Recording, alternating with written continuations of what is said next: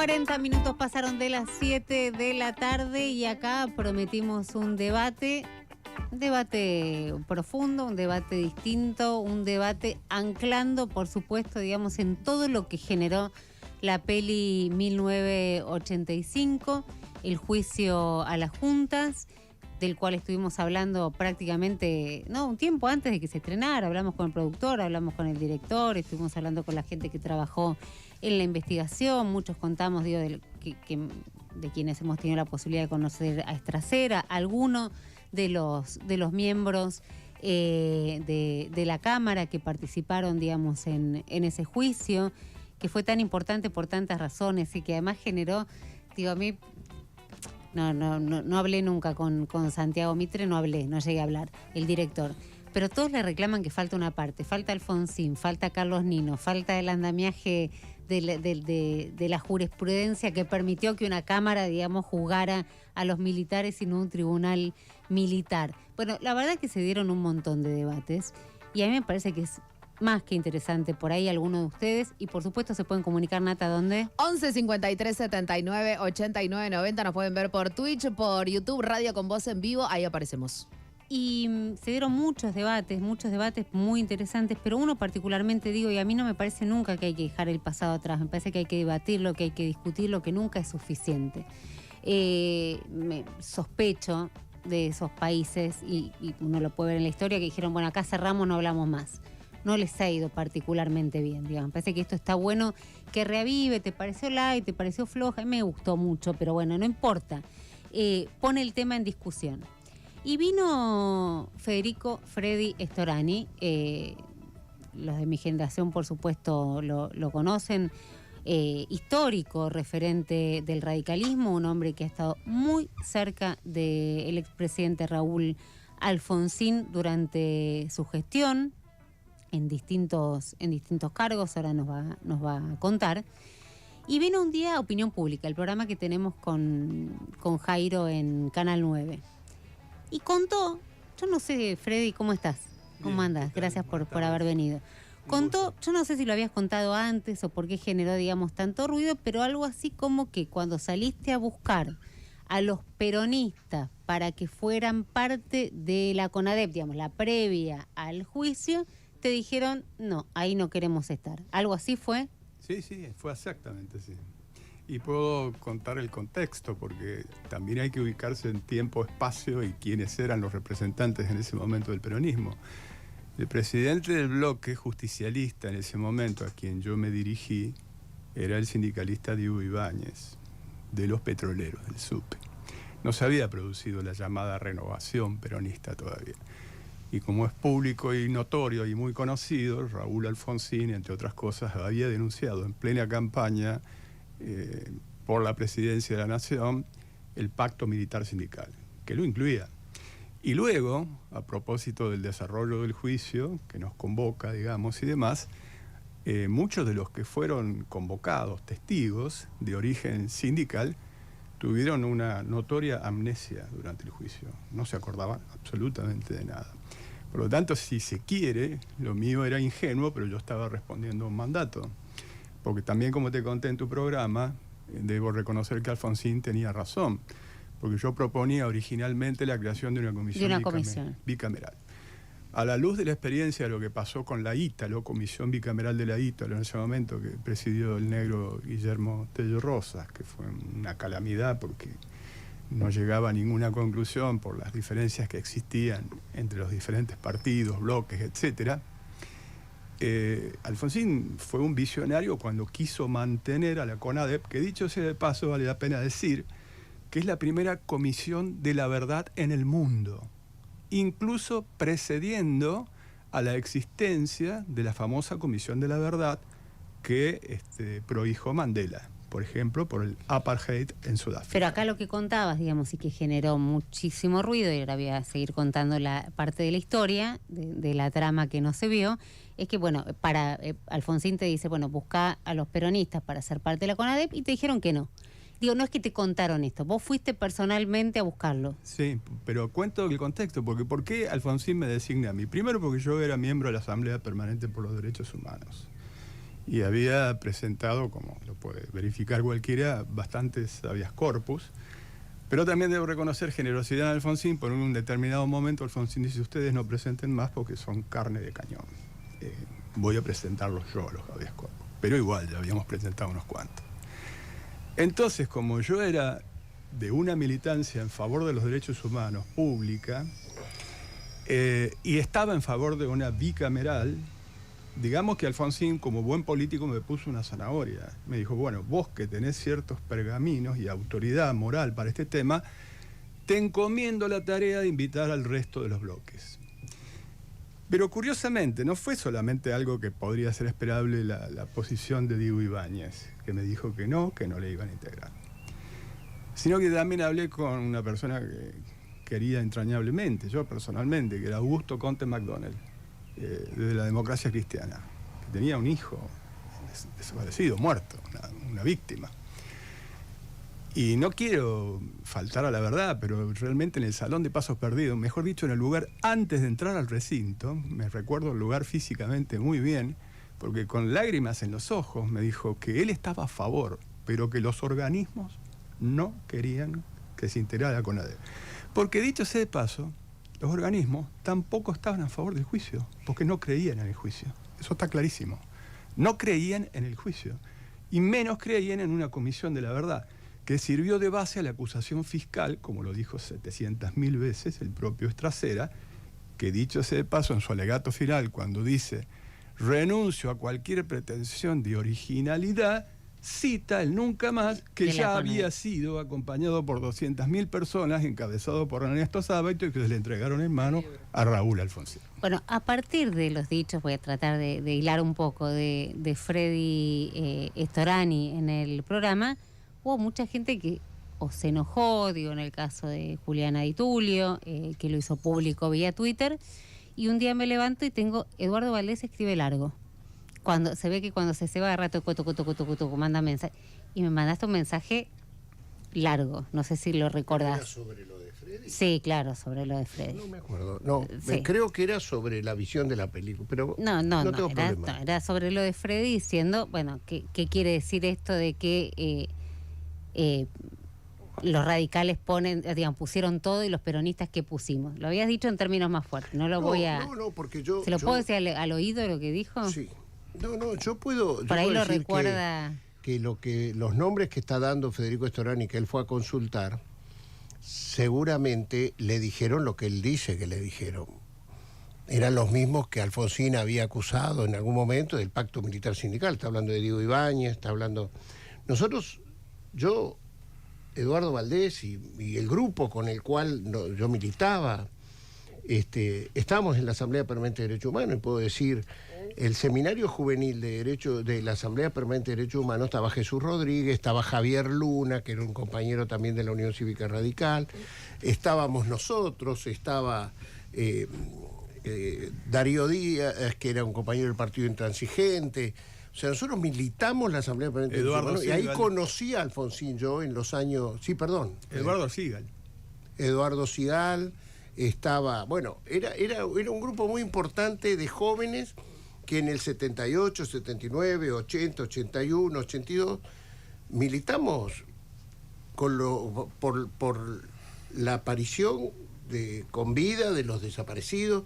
Yo estaba muy cerca de Alicia Oliveira, Lucila Larrandar, que integraron la CONADEP, porque ellos venían del Centro de Estudios Legales y Sociales, eran los abogados, él habla de Augusto Conte, también Emilio Miñone, que estaban, que eran de origen peronista.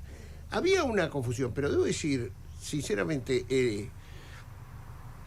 el militarismo que existía en ese momento habla muy bien de Alfonsín, de haber tomado esa decisión.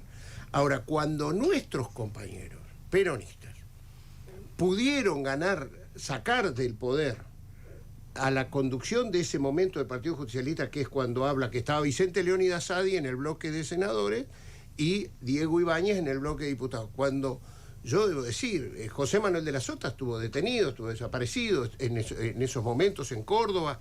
El peronismo renovador, Carlos Grosso, había estado detenido.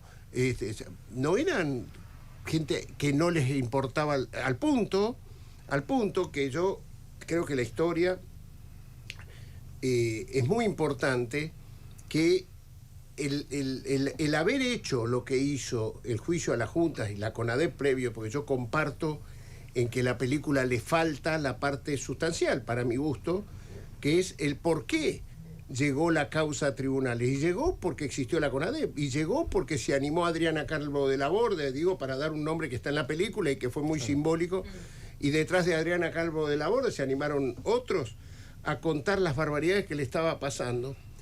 Estábamos despertando la democracia, la verdad. Nadie, o sea, Federico, eran muy pocos los que sabían lo que había pasado.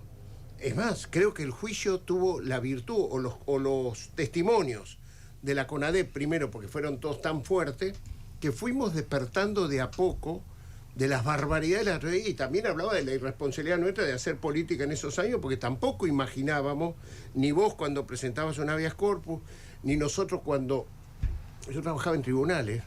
Y puedo contar una anécdota. Cuando vino la Comisión Interamericana de Derechos Humanos, que había establecido la Comisión Interamericana en el año 79 que solo iba a recibir a los familiares que hubieran presentado habeas corpus. Y entonces los familiares habían depositado los habeas corpus en los organismos de derechos humanos, por las dudas que se le allanaran sus casas. ¿Qué hizo un juez de apellido Anzuategui, me lo acuerdo perfectamente? Allanó los organismos de derechos humanos y se llevó toda la documentación de las personas, de las familias que habían presentado los habeas corpus. Entonces en ese momento nosotros pudimos, yo era oficial notificador, notificaba en los estrados del juzgado, trabajaba en el Poder Judicial, y justo me tocaba en los estrados del juzgado. Entonces, ¿qué le sugerimos a los que estaban un poco organizados? Que presenten con presunción de fallecimiento con los domicilios en los estrados del juzgado, y nosotros íbamos a lograr fijar, con engrudo se fijaba, en los estrados del juzgado al momento que llegara la Comisión Interamericana, y lo pudimos hacer, y vino la comisión con un escribano y labró acta de cada uno de los que figuraban en las tablillas, y se pudo tomarle declaración a esos. O sea, lo que quiero decir es, el peronismo organizado, por ahí es como dice Federico Storani. Ahora, ¿cómo?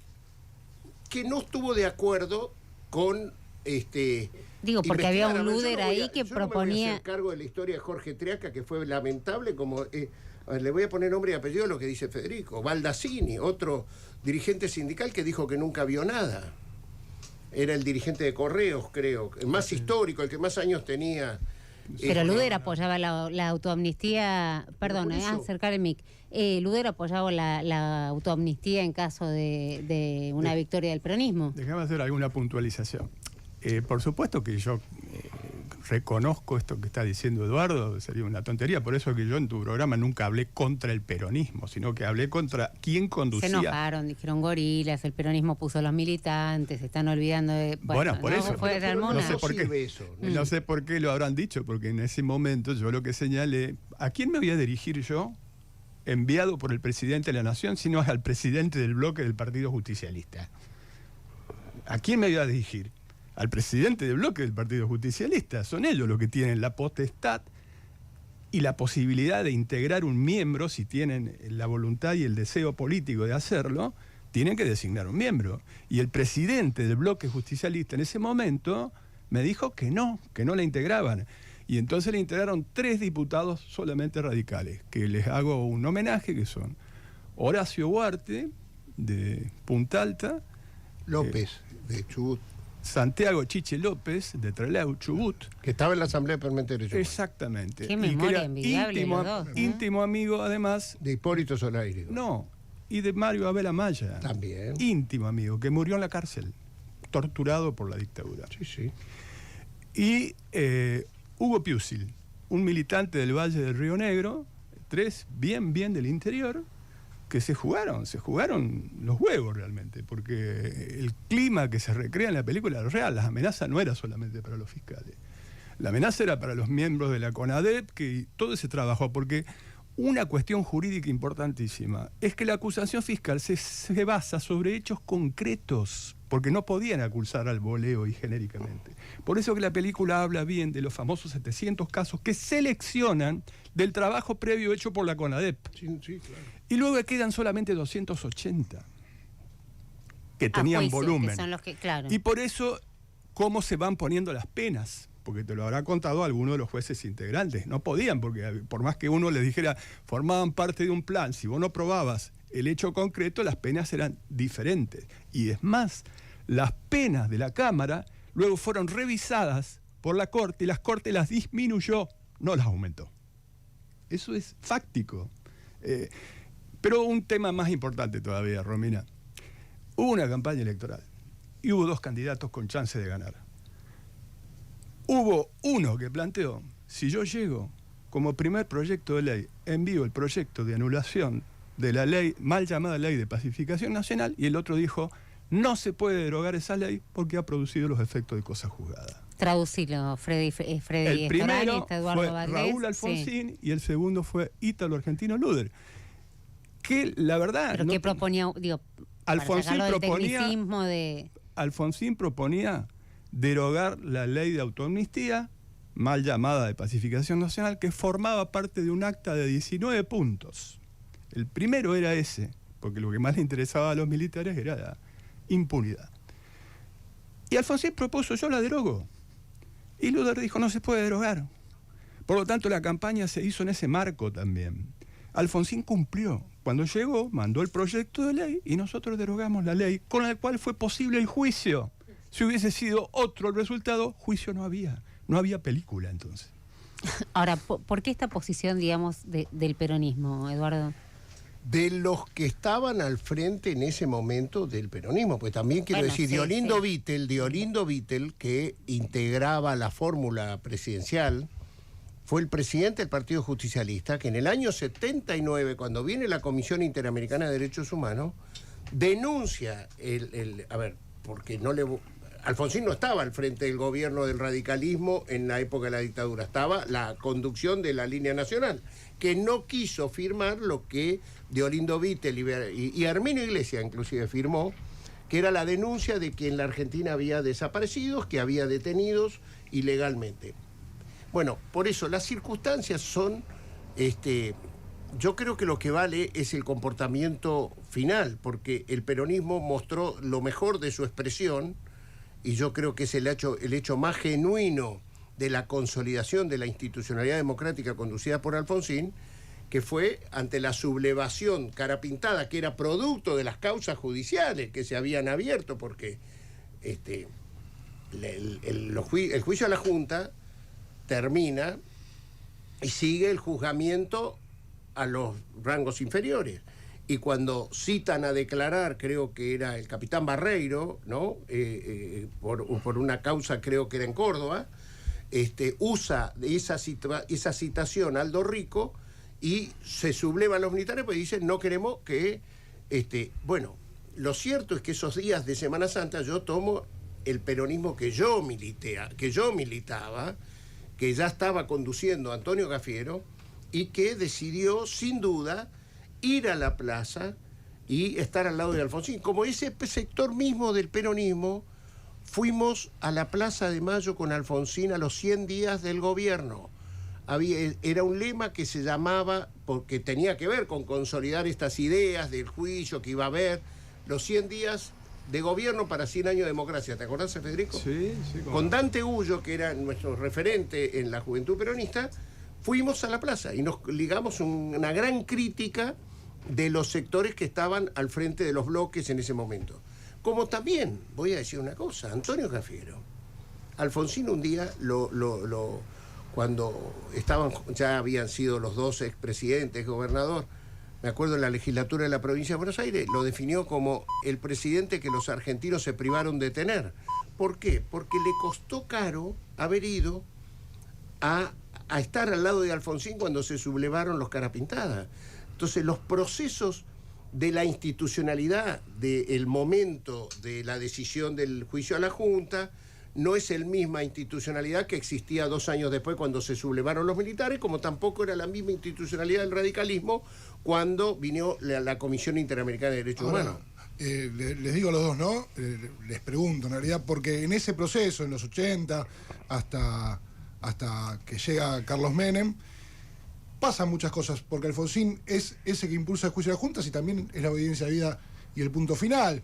Menem es quien reprime también a un levantamiento armado, pero también es el que firma el indulto. Digo, para los pibes que se acercan a esa película, digo, ese no es el final, es el principio. Vamos a hacer alguna precisión, ya que nos invitan a un debate serio. Vamos a intentar ser serios. Primero, la Argentina vivió lo que se denomina una transición de ruptura, esto es, no acordada. Sí, A claro. diferencia de lo que ocurrió en España con la salida de Franco y el falangismo, y lo que ocurrió en Chile, porque también fue acordada. No nos olvidemos que en Chile, dicho sea de paso, yo fui observador del plebiscito en Chile, enviado por el gobierno de Raúl Alfonsín, y la verdad que las manifestaciones previo al plebiscito en Chile, a los opositores le quitaban el documento para que no pudieran votar. Ese era el clima que se vivía. Igual ganó el no, pero hubo un tiempo, ¿vos te acordás, Eduardo?, que no seguían el escrutinio porque hubo una discusión interna. Y entonces hubo un pacto que se hizo para acordar una transición pactada, acordada en Chile. Que está bien, no tenían otra, porque si no seguían con la dictadura dura, ¿no?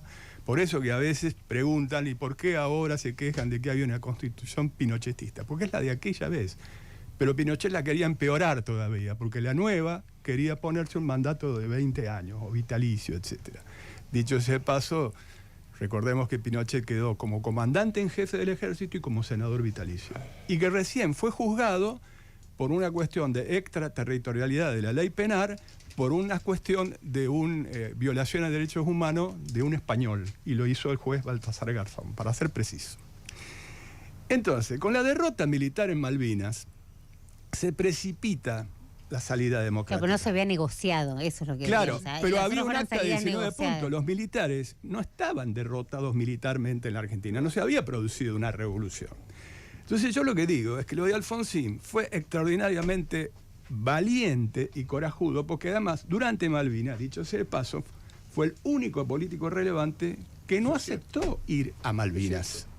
Porque todo el resto sí, incluido un luchador como Saúl Ubaldini, porque el 30 de marzo, Saúl Ubaldini convoca Pan, Paz y Trabajo. Y luego lo dijo en una sesión, nos mencionó por suerte con generosidad, a Casella y a mí, de que estuvimos en esa movilización. Por lo tanto, nosotros también acompañamos todas las luchas. Pero la verdad sea dicha, el proceso de transición, de ruptura, se dio por la derrota militar en Malvinas. Y el único político relevante que puso los puntos sobre las IE fue Raúl Alfonsín, y por eso tuvo el éxito extraordinario, que fue una bola de nieve.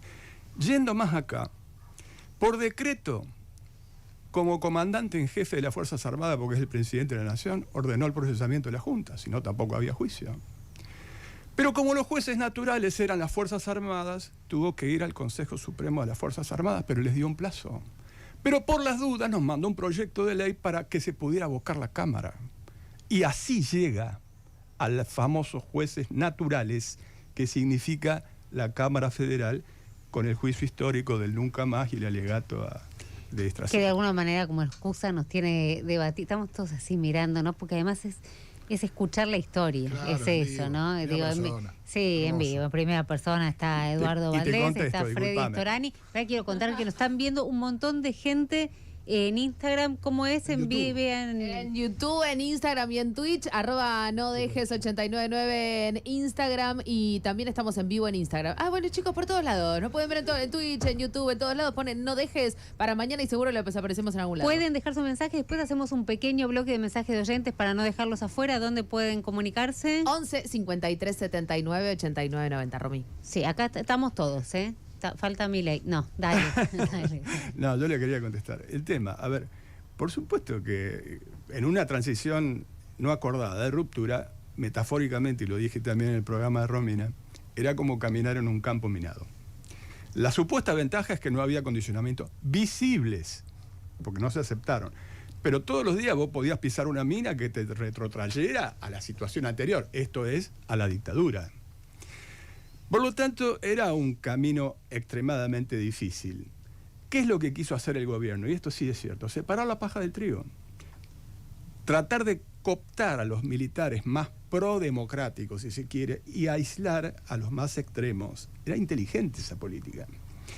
Y por eso estableció lo que se llamaban grados de responsabilidad. Lo dijo en su campaña, no es que lo sorprendieron ni nada por el estilo. Lo estableció, y hay un libro que acaba de publicar Pablo Gerchunov, muy pormenorizado, donde lo analiza en profundidad.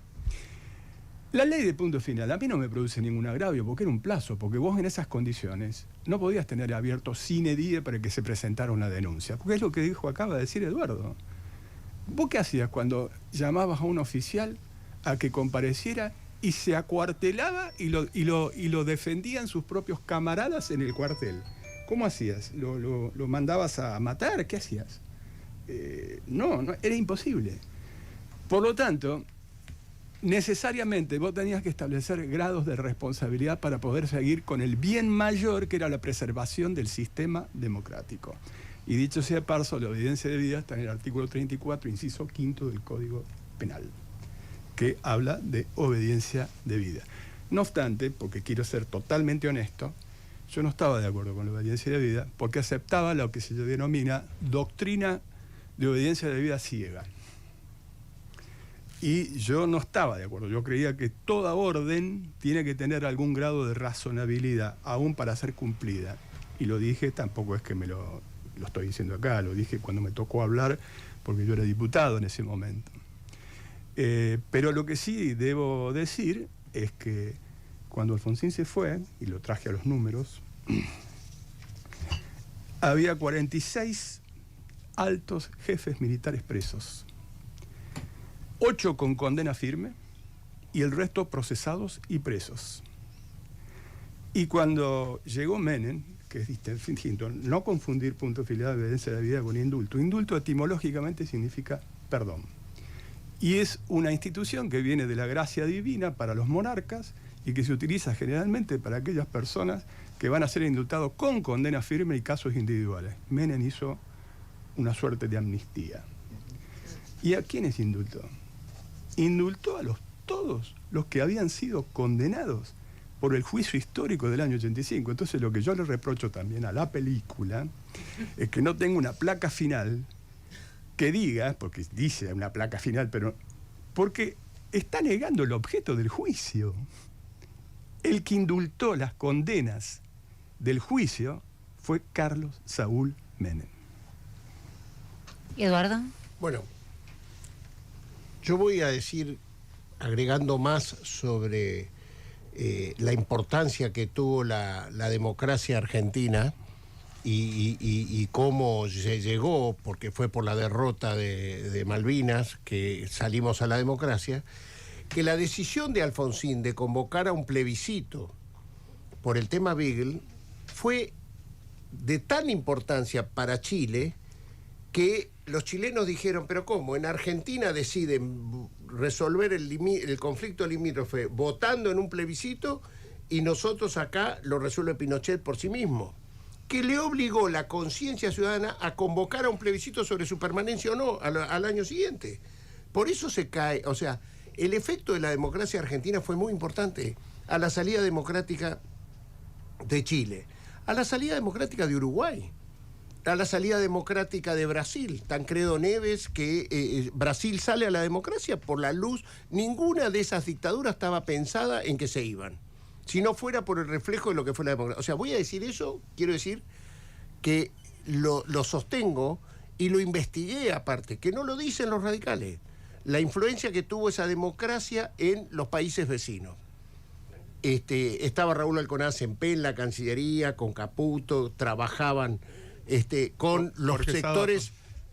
Sábato. Jorge Sábato, estaban con los sectores opositores a lo que pasaba en Paraguay, con Stroessner, con Gregorio Álvarez en el Uruguay, con Pinochet en Chile. Entonces, o sea, yo abono que la democracia recuperada de los argentinos con Raúl fue realmente muy importante. Lo digo para las generaciones actuales y para saber que era lo que se vivía antes. Ahora, cuando Menem hace eso, me parece que, ¿qué sucedió? Que los particulares damnificados no indultaron. No indultaron ni aceptaban la audiencia de vida ni el punto final.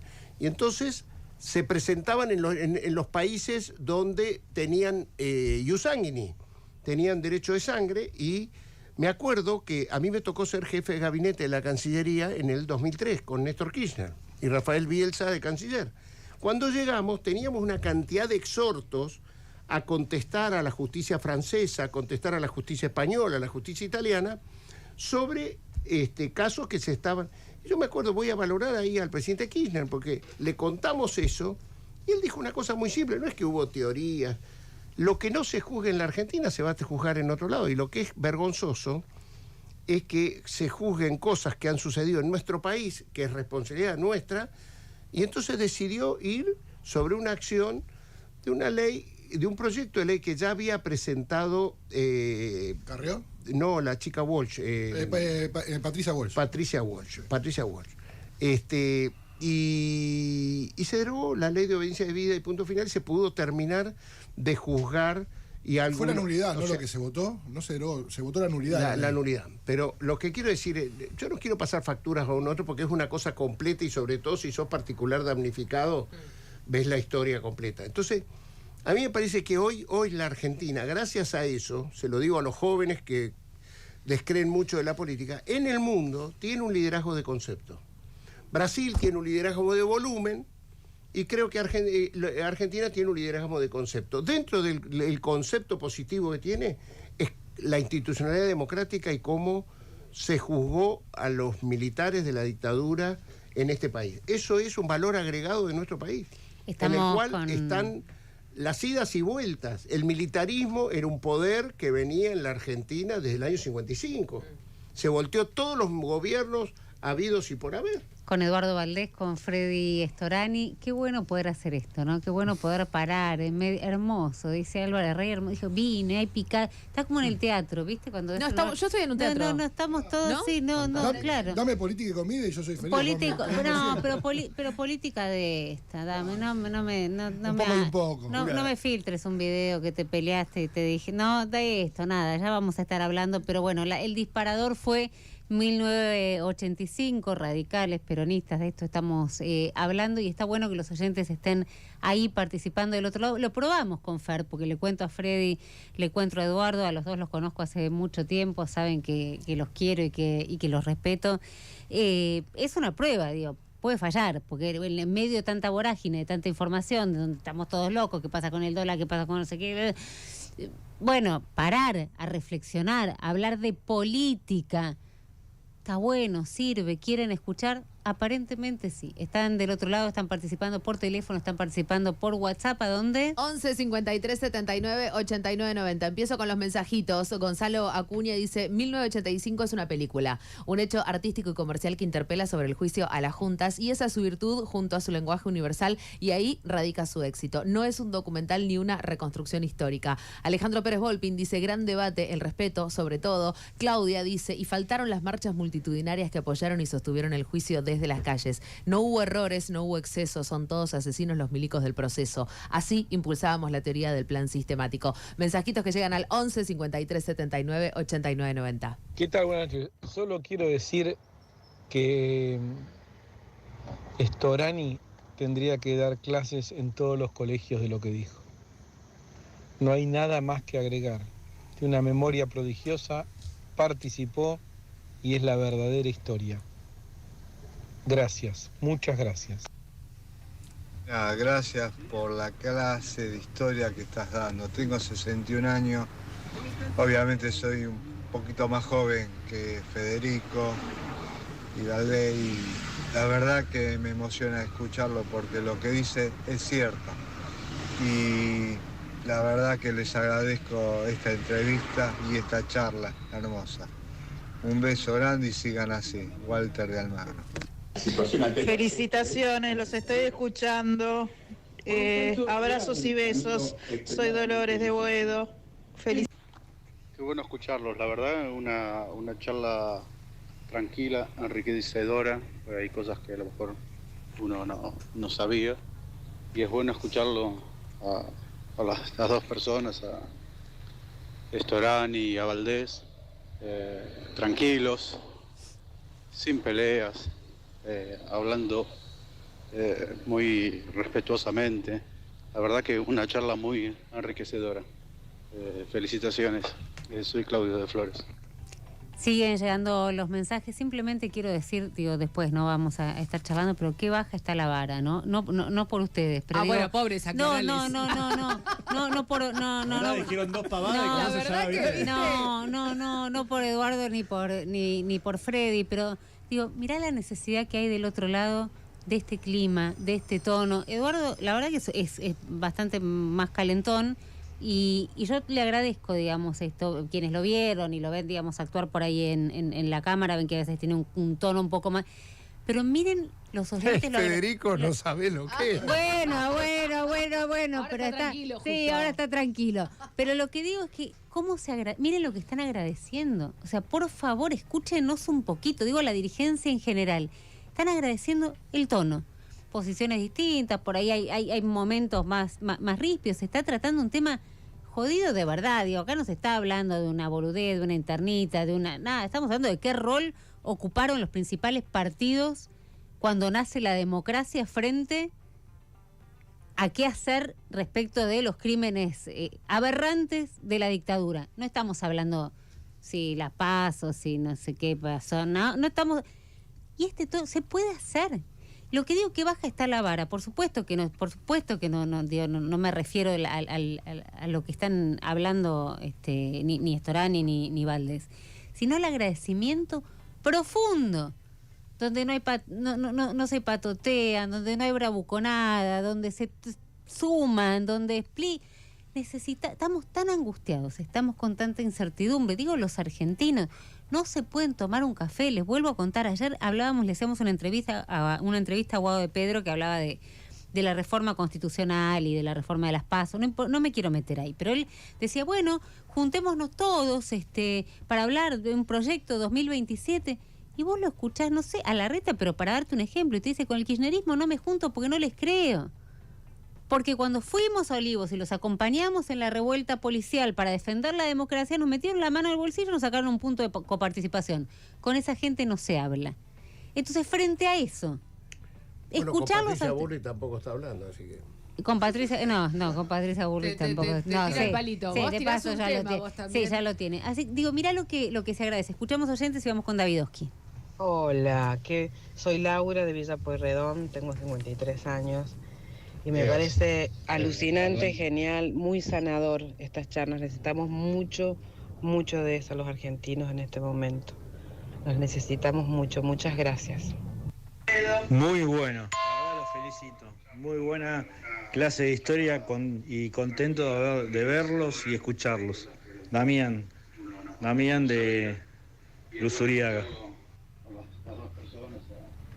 Qué bueno escuchar historia y no relatos. No un relato, no el relato que lleve hacia las aguas al molino uno y otro. La verdad, emocionado. Alfonsín me despertó a mí mucha pasión. Tengo un respeto por él muy grande. Gracias, Freddy. Muchísimas gracias. Esclarecedor el debate, respetuoso. Esta es la política. Gracias, muchísimas gracias. Gracias y gracias y gracias. Y tiene el teléfono estallado Fernando con gracias y gracias y gracias y gracias. Piénsenlo un poco, digo, no ustedes que están acá, digo, a la dirigencia política en general, ¿no? A los compañeros, a los correligionarios. Digo, piensen un poco, porque salen a pelear y el clima está tan áspero. Y fíjense del otro lado lo que está devolviendo la gente, lo que está pidiendo la gente, lo que está agradeciendo, que puedan charlar, que no se chicaneen, que no se puteen, que no se tiren carpetazos. Eso están agradeciendo. Escribe Betty y dice, maravilloso debate, los felicito con absoluto respeto y sin chicanas. Ojalá aprendan los políticos actuales. Gracias, Federico y Valdés. Increíble este debate, dice Inés. Al fin se discute con altura, no hay muchos lugares en donde se pueda escuchar esto. Gracias. 11 53 79 89 90. Nos están viendo también en YouTube, en Twitch y también en el Instagram de @nodejes899. Nos salió bien porque nos pueden hundir los dos el programa, bueno. imagínense, Fue una ¿no? apuesta. No, Imagínate bueno, qué pasaba. Imagínate que estábamos Qué acá garrón. todos, sí, la gente dice, ¿qué pasa? ¿Qué pasa? Que no está pasando nada en el país. Davidovsky, dale. Escuchaba a Valdés situándonos en el 83, 84 y digo, ese tipo votó a Alfonsín. Y por otro lado, pero voy a seguir para si no parece una chicana solo para vos. Y cuando recordaba los 18 años sí, casi, ¿no? 18 años de la anulación de las leyes de obediencia de vida y de punto final, decía, ¿y Storani, que no estaba de acuerdo en su momento, se habrá vuelto kirchnerista por un ratito? No había kirchnerismo todavía. No había kirchnerismo, recién estaban haciendo, pero ¿les pasó un poco eso también?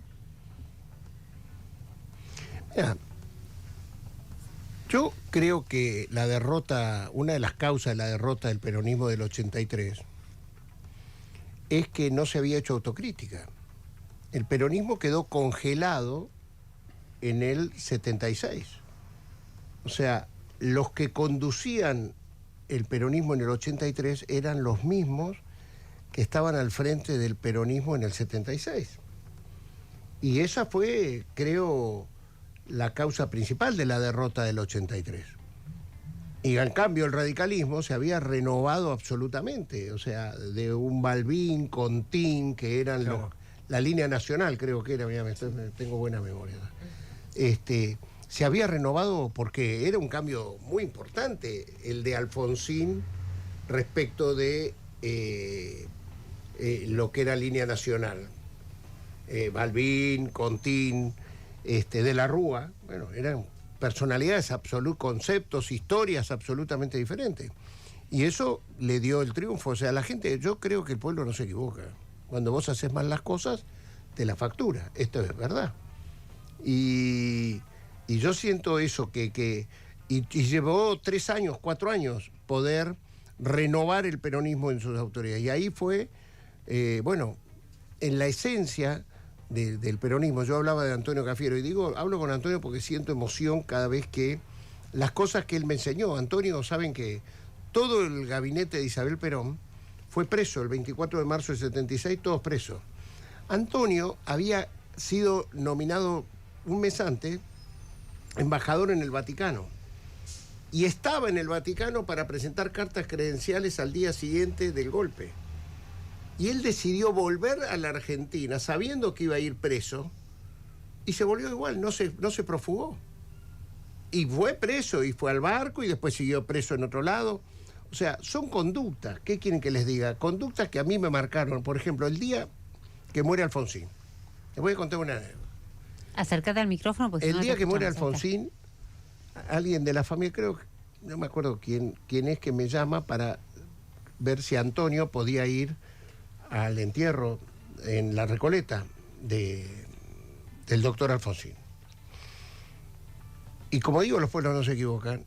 Nos citaron a las 12 del mediodía, porque salía del Senado, y era a las 2:30 de la tarde y el cuerpo no había llegado, porque nadie esperaba el amor que le iban a dar de hacer esas cuadras, desde el Senado de la Nación hasta la Recoleta, de amor hacia Alfonsín, que 2 años antes había renunciado a ser senador por el maltrato que venía recibiendo. Sin embargo, y entonces me acuerdo que Antonio, que nos quedamos 2 horas y pico más esperando, en la Recoleta no hay ni bancos de plaza para sentarte, estaba cerrado, era un sábado, estaba cerrada la administración, entonces me lo llevé enfrente al bar de La Biela y ahí preparamos las palabras.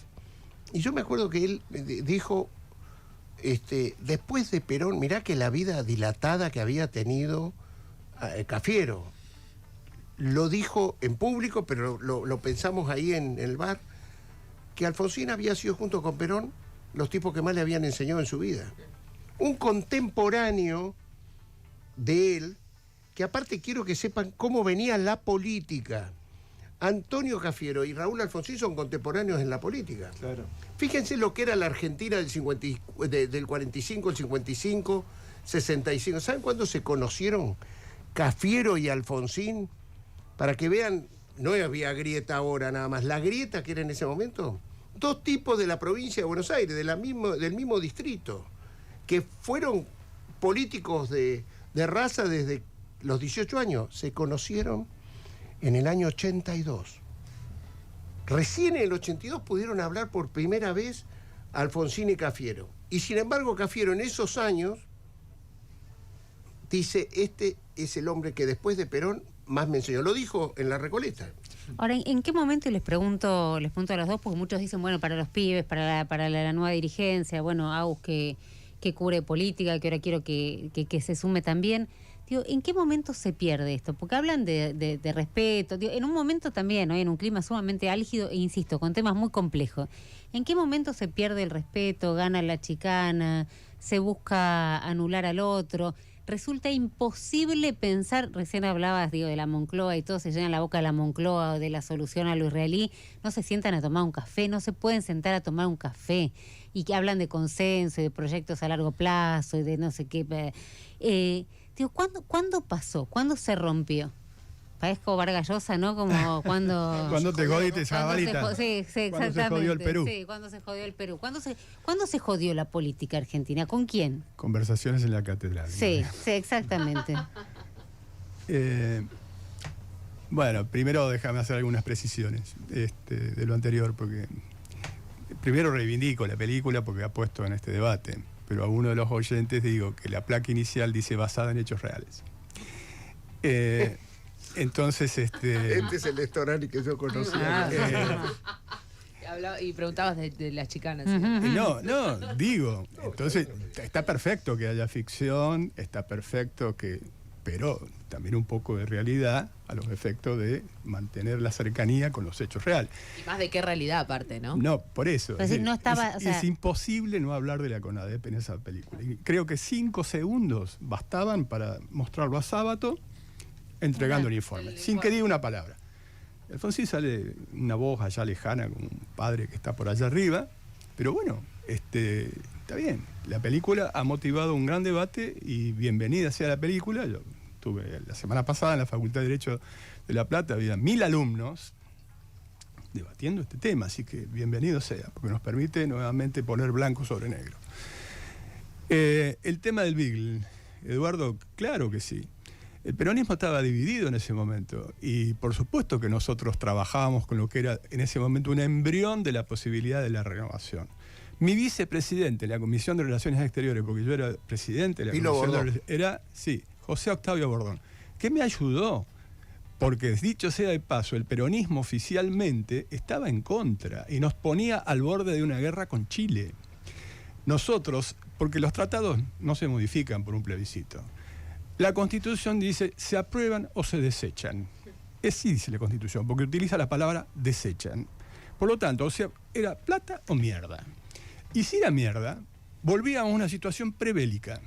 ¿Está claro? Entonces, ¿qué hizo Alfonsín? Porque no estaba previsto en la Constitución el plebiscito, ni el referéndum, ni la iniciativa popular, que son mecanismos de democracia semidirecta, pero introducidos en la Constituyente del 94. En ese momento no existían. Sí. Entonces sacó de la galera, como decíamos nosotros, que en ese momento estaba inspirado, era un Alfonsín inspirado, algo así como las facultades implícitas del Poder Ejecutivo para poder consultar. Y llamó a una consulta popular. Por supuesto que no era vinculante, es decir, el resultado no obligaba a los legisladores después de votar de una forma u otra. Pero la fuerza moral que iba a tener un determinado resultado con una campaña, ¿quién después se ponía en contra? Así todos saben por cuánto ganamos en el Senado. Por un voto. Por un voto ganamos en el Senado y por supuesto que derramó sobre toda América Latina. Yo todavía estoy en algunos diarios de Bolivia, porque me mandó de espía Alfonsín, ahora se puede contar, porque conspirábamos en contra de la posibilidad de reelección de Banzer, por ejemplo. Y también ofrecimos las ciudades de Entre Ríos, como Gualeguaychú, para que cruzaran los uruguayos, y habló Ferreira Aldunate en la plena etapa de la primavera alfonsinista. Y éramos partícipes del acuerdo paraguayo, y lo promovíamos en contra de Stroessner. Ni hablar, ya conté que fui observador como diputado de la Nación Argentina en el plebiscito de Chile. Es decir, teníamos una concepción latinoamericanista. El plebiscito era sobre la permanencia o no de Pinochet. Sí. No, la reforma constitucional era, que extendía el mandato sine die. Sí. Lo perdió y aún así todavía sigue estando la... Y a tu pregunta. No hace falta que yo me haga ni kirchnerista ni nada, porque el propio Alfonsín dijo que cuando las condiciones políticas fueran distintas había que derogarse. Y las condiciones cambiaron. No era lo mismo inmediatamente después de la dictadura, porque después, disculpen la metáfora, pero como algunos han dicho, es cazar leones en el zoológico, ya era diferente la situación. En ese momento, si vos te pasabas de la raya, se podía explotar la mina esa. Tanto que él publicó en varios editoriales de los diarios de la Argentina el acompañamiento a la proyecto que era anulación de las leyes y también de los indultos, porque los indultos los había hecho Menem, y nosotros lo votamos. Así que no hay agravio en ese sentido. Las condiciones son conforme a lo que te toca en ese momento, no lo que uno desearía que fuera. Ahora, quiero que los dos me digan, porque me está escribiendo el director de la radio diciendo los oyentes lo que están valorando es, y está bien como lo pone, el diálogo que se perdió hace años. Y vuelvo a preguntarles cuándo se perdió. Yo sé que no van a hablar mal de compañeros, de correligionarios, pero ¿en qué momento se pierde esto? ¿En qué momento se rompe esto y quién gana con el clima de hoy? Porque claramente alguien gana con el clima de hoy. O sea, a ver, son distintos momentos, distintas formas de relacionarse, creo. Creo que hoy, te digo, a nosotros los peronistas nos costó mucho dialogar del 55 al 73 porque estábamos proscriptos. O sea, digo porque a veces también decía que Cafiero y Alfonsín se pudieron encontrar por primera vez en el 82. Pero ahora, creo sinceramente esto, tenemos que hablar. En el mundo hay así como Freud en el 33 habló del malestar en la cultura y era el prenazismo y se venía, ¿no? Creo que hoy hay un malestar en la sociedad en el mundo. Hay un malestar social por la pandemia, la guerra. Hay un estado de malestar social que, por supuesto, la paga la acción de la política. Vemos que en la mayoría de los países, quienes están gobernando, sean de izquierda o de derecha, pagan alto ese estado social disconforme con lo que nadie está mejor después de la pandemia y en el medio de esta guerra. Lo que sorprende es el diálogo virulento, que para mí irrumpe globalmente a partir de Donald Trump. Stevie Bannon, esa forma de creer que el insulto... hay algo que yo no manejo, que son las redes, que son estas cosas modernas que han sucedido, que donde... y también los medios de comunicación, o sea... Los medios de comunicación tienen mucho que ver con qué es noticia para el medio de comunicación. Y qué garpa, se mata. Eduardo, lo preocupante, más allá de la irrupción del discurso, que puede ser Trump, podemos poner una fecha, la respuesta que empieza a tener en la sociedad ese discurso sin duda es lo más preocupante. La recepción y cómo responde. Claro. En mi opinión es que la Argentina se jode, utilizando la metáfora de Vargas Llosa con el Perú, cuando algunos gurúes comienzan a establecer las estrategias y son mucho más escuchados que estas por ejemplo elaboraciones. Bueno, gurúes tenemos Durán Barba, pero antes otros y demás. Entonces se utiliza como planteo estratégico la polarización a muerte. Yo lo he dicho en varios programas, incluso en alguno que estabas vos también, y usé, porque son expresiones duras que a veces se me ocurre decir de manera provocativa. Animales sueltos, sí. Sí. ¿Por qué? Porque eso es pan para hoy, hambre para mañana. Te permite ganar una elección. Y yo te pregunto casi del sentido común, ¿y después cómo gobernás? Es un círculo vicioso, es el perro mordiéndose la cola. Toda la vida he seguido las enseñanzas de Alfonsín. Y Alfonsín nos decía, bajemos un cachito las banderías partidarias, también usaba esa metáfora en sus discursos, en cada plaza, en cada lugar, incluso en el obelisco, y pongamos por arriba la celeste y blanca. Esto significaba la posibilidad de encontrar algunos denominadores comunes que permitieran ampliar la base de sustentación política. Porque si una premisa es que la crisis es profunda y prolongada en el tiempo, si vos no ensanchás la base de sustentación política, nunca la vas a enfrentar con éxito. Gane A o gane B, porque el que perdió se queda con el cuchillo entre los dientes para ver cómo lo carnea por revancha al anterior. Y así estamos, en un círculo vicioso. Yo soy de los que está anotado en buscar las grandes coincidencias de las grandes mayorías. Obviamente yo quisiera un peronismo realmente recuperado, como quiero un radicalismo recuperado y socialdemócrata. Ese es mi planteo y la búsqueda, y además lo he dicho públicamente. Creo que Alberto Fernández perdió una oportunidad, porque en el primer discurso ante la Asamblea Legislativa, prepandemia, unos días antes, prepandemia, él dijo, además de citar 3 o 4 veces, pero él dijo ahí, voy a enviar un proyecto de ley que instruya la creación de un Consejo Político, Económico y Social, pero por ley. Y yo insistía que debía ser por ley, porque había antecedentes de peronistas, de radicales, de socialistas y demás. Podés discutir matices, la integración y demás, pero si vos sentás ahí a los partidos políticos, a los trabajadores, a los empresarios, a los diferentes credos religiosos, a las universidades nacionales, laburaremos mucho, más por ahí, pero van a salir esos denominadores terminó siendo comunes. el consejo de... El de Belis. El de Belis, que el fue consejo de sin Belis. pena ni gracia. Que cada vez que se hacía un evento pasaba otra cosa. Sí, sí, pasó alguna desgracia, algún desastre, nadie quería que se reúna el consejo. Me está dando Pero esa era una idea interesante. Esa era una idea, porque además, a ver, no había cómo un radical se pudiera oponer a semejante iniciativa, porque se iba a oponer a las propias iniciativas que había presentado en el Congreso. Por lo tanto, pero tenía que ser por ley, porque por ley está la pluralidad, está la legitimidad, está el andamiaje que lo hace posible. Entonces lo que me parece que falta, contestando la pregunta, es imaginación, inteligencia, capacidad, un poquito de no ir a lo fácil, a lo que es más fácil, blanco, negro, que saca un votito más. Hablando, No sé qué idea tiene Valdés, pero se quedó craneando algo. Está anotando Sí, cosas. Se quedó craneando algo. Perdón. Vías y tanda, ¿querés ir a una tanda y nosotros no queremos debo ir? decir Horrible es que, lo que hacemos. ¿Querés que comamos? Dale. No, quería decir algo, Valdés. No, como buen peronista quiero decir, el Consejo Económico y Social es fundamental y coincido con Federico en que tiene que ser por ley.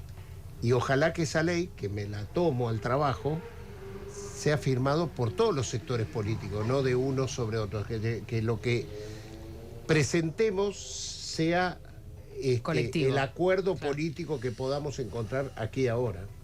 Hay una pregunta que siempre nos hacemos en el programa, desde que comenzamos este programa, que tiene que ver con las juventudes y la política, ¿no? Y ese divorcio también que existe, y lo decía Valdés, ¿no? Ese descontento de las juventudes con la política. Y pienso en 1985 y en todas esas juventudes que por la política también se movilizaron. Y les pregunto, ¿no? Digo, en este divorcio del diálogo político entre los políticos, ¿qué pasa con la juventud y la política, digamos, no? ¿Por qué también ese divorcio? Pero no me lo contesten ahora. ¡Ay, Majul! ¡Ay, no! ¡Ay, vino Majul a la mesa! Majula, ¿Qué pasó? vino Majula. 11 53 79 89 90. Ahí están explotando los teléfonos. Esto nunca se dijo en radio. También en YouTube y también en Twitch. Radio con Vos en vivo y ahí aparecemos. Gracias a Radio con Vos porque está buenísimo el espacio, ¿no? El espacio de la radio de que, nada, Guillo te esté diciendo, che, qué bueno los oyentes están pidiendo esto, qué bueno el espacio para reflexionar, qué bueno poder sentarnos a pensar y no decir, no, bueno, pero no están siguiendo la agenda del momento, el coso que dijo Milei, no, que le dijo Cristina, no sé qué. Pará un poquito, o sea, pensemos de dónde venimos, pensemos cómo pudo pasar ese 1985.